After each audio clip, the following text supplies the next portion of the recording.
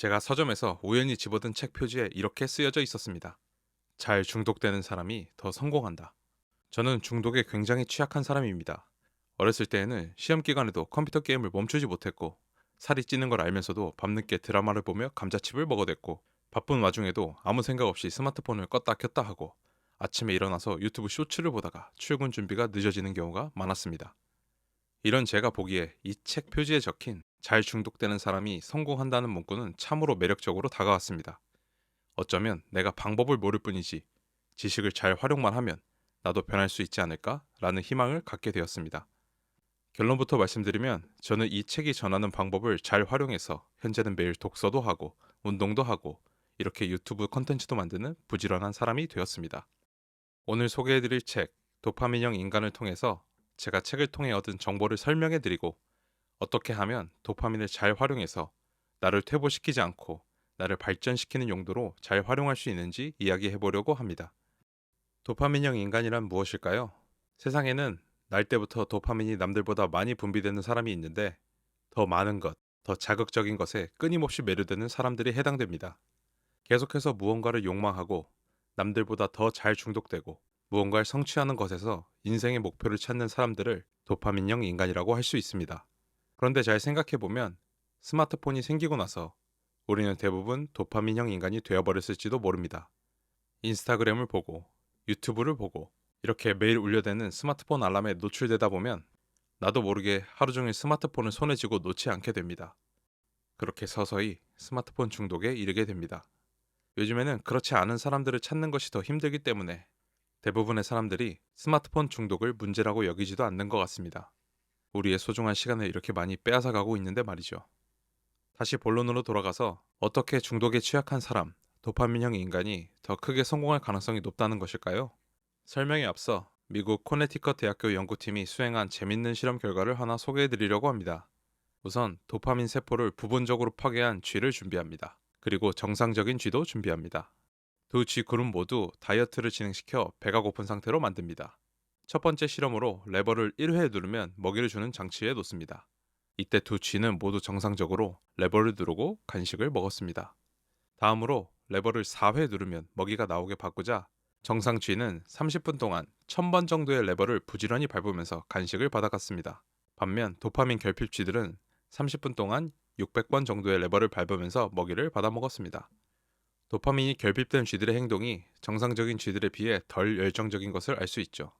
계속해서 노동 강도를 더 높여 16회를 누르면 먹이를 주게 바꿔보았습니다. 정상적인 쥐는 30분 동안 2000번에 육박하는 횟수를 눌러댔고 도파민 결핍쥐들은 이전과 비슷하게 600번 정도 눌렀습니다. 마지막으로 64회를 눌러야 먹이가 나오게 바꾸었더니 정상적인 쥐는 30분 동안 무려 2500번 정도 레버를 미친 듯이 눌러댔고 도파민 결핍쥐들은 예상대로 더 이상 노력을 하지 않았습니다. 오히려 이전 단계보다 더 게으르게 레버를 눌렀습니다. 이 실험을 통해 알 수 있는 것은 도파민이 부족하면 의지력이 작동하지 않는다는 것입니다. 여러분이 무언가에 강하게 중독되어 있다면 강하게 도파민을 뿜어낼 수 있다는 것이고 이것을 잘만 활용하면 일반적으로 남들이 이루지 못하는 것들을 이뤄낼 수 있는 의지력을 갖고 있다는 것입니다. 도파민이 도대체 뭐길래 이런 기능을 하는 것일까요? 어떻게 하면 도파민을 활용해 더 크게 성공할 수 있을까요? 우선 도파민의 작동 원리를 간단히 설명해 보겠습니다. 뇌의 심층부에는 도파민 생산지가 있습니다. 우리가 예측 불가능한 보상을 상상할 때, 특히나 그것이 생존과 연관되어 있을 때, 도파민이 분비되어 도파민 용망 회로를 통해 측좌핵으로 분비됩니다. 측좌핵은 흥분, 열정과 관련된 영역이고 이곳이 자극되면 충동과 욕망에 휩싸이게 되죠. 맛있는 음식 냄새를 맡거나 돈을 따기 위해 슬롯머신을 돌리거나 멋진 이성을 만났을 때를 떠올리시면 됩니다. 그런데 무언가를 계산하거나 계획할 때에는 측좌핵이 아닌 중피질 경로를 통해 도파민이 분비됩니다. 보다 쉽게 표현하기 위해 중피질 경로를 도파민 통제 회로라고 부르겠습니다. 도파민 통제 회로를 통해 분비된 도파민은 논리적 사고에 특화된 영역을 향합니다. 미래에 대한 어떤 계획을 세울 때를 생각하면 쉽습니다. 인간이 단순히 욕망에 사로잡힌 짐승처럼 살지 않는 이유가 바로 이 통제 회로가 작동하기 때문이라고 볼 수 있습니다. 신기하게도 욕망을 발현하는 것도 도파민이고 욕망을 통제하는 것도 도파민입니다. 오랑캐를 오랑캐로 무찌르는 EJ 전략과도 같다고 할 수 있습니다. 충동과 욕망에 사로잡히게 만드는 것도 도파민이고 의지를 갖고 충동에서 벗어나게 해주는 것도 도파민입니다. 그렇다면 욕망 회로가 아닌 통제 회로를 더 강하게 만들기 위해서는 어떻게 해야 될까요? 그것은 자신에 대한 믿음에서 출발해야 합니다. 자기 효능감을 올려야만 자신에 대한 믿음이 생기고 이 믿음을 통해서 의지력을 작동시킬 수 있습니다. 자신에 대한 믿음은 작은 성공을 통해 만들 수 있습니다. 작은 성공을 만드는 방법도 도파민의 특성을 이용하면 쉽게 해결할 수 있습니다. 저는 이 방법으로 매일매일 책 읽는 습관을 만들었습니다. 우리는 스마트폰 진동이 울리거나 스마트폰 알람이 울리는 것에 쉽게 주의를 빼앗깁니다. 그 진동이 나에게 예측 불가능한 보상을 가져다 주기 때문이죠. 내가 좋아하는 이성에게 문자가 왔을 수도 있고, 내가 즐겨보는 인스타 유튜브 채널의 업데이트 알림일 수도 있고, 내가 좋아하는 게임의 이벤트 보상 알림일 수도 있기 때문이죠. 이것을 역으로 이용해 습관을 만들 수 있습니다. 스마트폰 기본 달력에 책 읽기라는 일정을 추가합니다. 본인이 생각하기에 책을 읽을 가능성이 높은 시간에 알람을 설정합니다. 아침에 일어나서 시간이 좀 남는다면 아침 시간에 알람을 맞춰놓고, 점심시간에 시간이 남으면 점심시간에 책 읽기 알람을 맞춰놓고, 잠자기 전에 시간이 남는다면 잠자기 전에 설정해 놓으면 됩니다. 우리가 정해놓은 그 시간에 알람이 울리게 되면 우린 항상 그렇듯 스마트폰을 켜고 알람을 확인할 것입니다.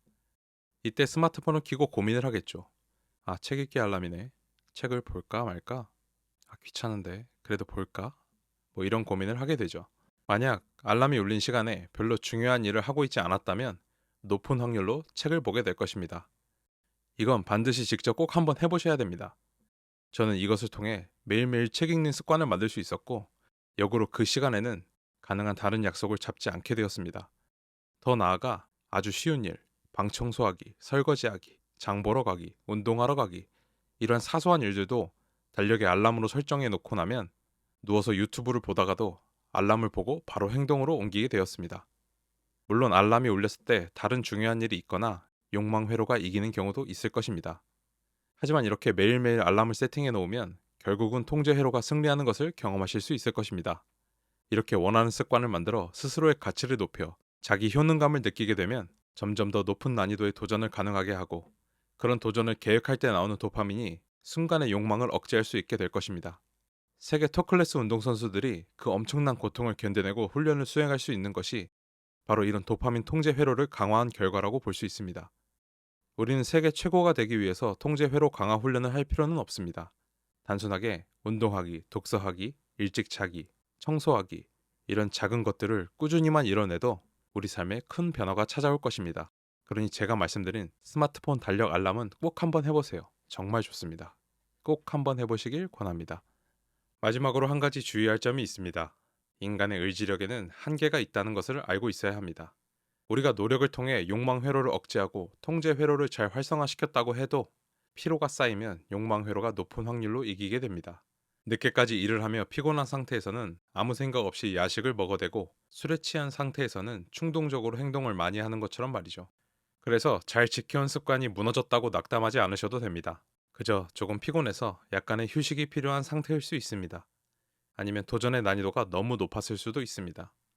어느 순간 통제 회로가 잘 작동하지 않는다고 생각이 되면 충분한 수면, 명상, 현실에 있는 보상 등을 스스로에게 제공하면서 충분히 휴식을 취하고 다시 통제 회로를 강화하는 훈련을 해 나가면 됩니다.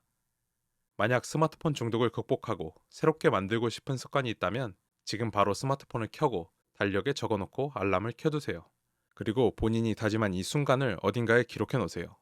이 영상 댓글에 남겨두셔도 좋습니다. 다짐을 구체적으로 적는 것은 실제로 행동에 옮길 확률을 엄청나게 높여줍니다. 그리고 일주일 후, 한 달 후에 그 습관이 잘 지켜졌는지 한번 평가해 보세요. 성공했다면 계속해서 더 높은 난이도로 도전해 보시고, 만약 실패했다면 난이도를 낮추거나 알람 시간대를 바꿔서 다시 도전해 보세요. 도파민 중독을 이겨낼 수 있는 것은 결국 도파민입니다. 도파민에 중독되어 있는 우리 모두 도파민을 이길 힘을 갖고 있습니다. 스스로를 하찮게 생각하지 말고 스스로를 믿고 원하는 나를 구체적으로 상상하고 원하는 내가 되기 위해 행동에 옮겨보세요. 이렇게 매일매일 0.1%만 발전할 수 있다면 그게 쌓이고 쌓여 어느 순간 원하는 내 모습에 가까워져 있을 것입니다. 저도 여러분들과 함께 매일매일 노력하겠습니다. 오늘도 긴 영상 봐주셔서 감사합니다. 다음에도 좋은 영상으로 찾아뵙겠습니다. 이 영상이 도움이 되셨다면 구독과 좋아요, 댓글까지 부탁드립니다. 감사합니다.